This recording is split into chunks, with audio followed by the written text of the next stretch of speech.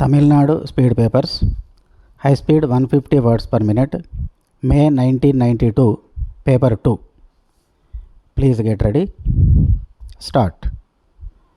Moving a non-official bill in the Lok Sabha to provide a scheme for eradication of unemployment from the country, a member said, "Mr. Speaker, this bill deals with the question of unemployment, which has assumed menacing proportions and is also continuously increasing.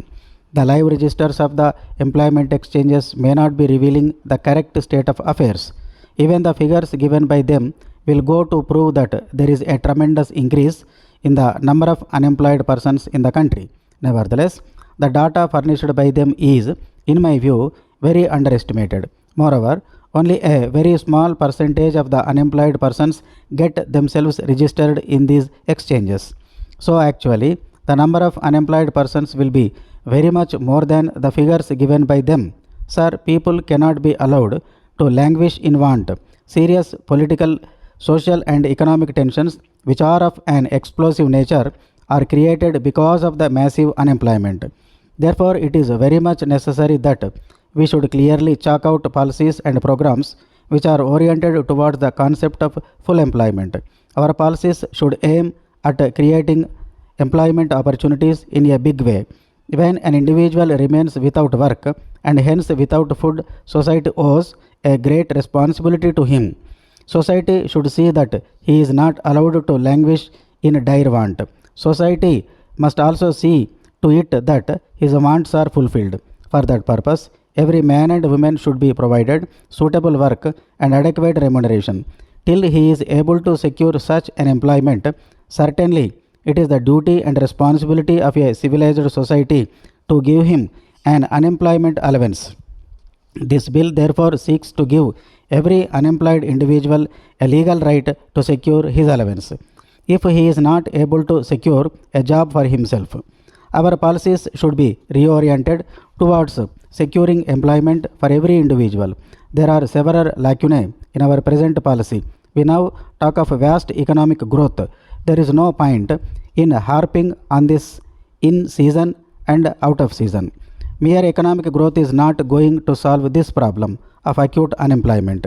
We must see that this economic growth which we talk of is molded in such a way that it is capable of generating more job opportunities.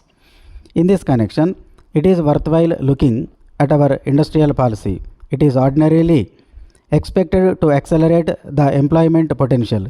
Even here, I am sorry to point out that the government are following a policy of indiscriminate technology upgradation in every sector. This import of technology will, I am afraid, be harmful to the concept of full and large-scale employment in certain cases.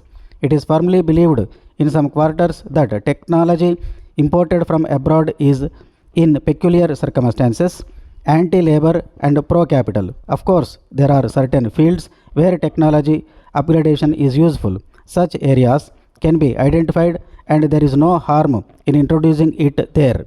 But it is not wise to introduce it in all sectors. There is the scheme of self-employment to assist the educated unemployed.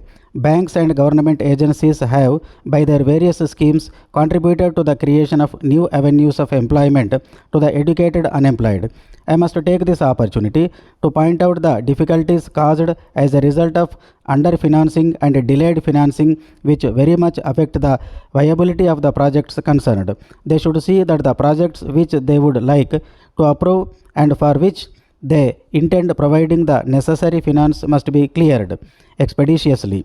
There is also need for the upward revision of the loan assistance limit, taking into consideration the escalation in cost of all materials. The National Sample Survey data reveal that nearly 80% of the unemployment is concentrated among rural poor and the landless.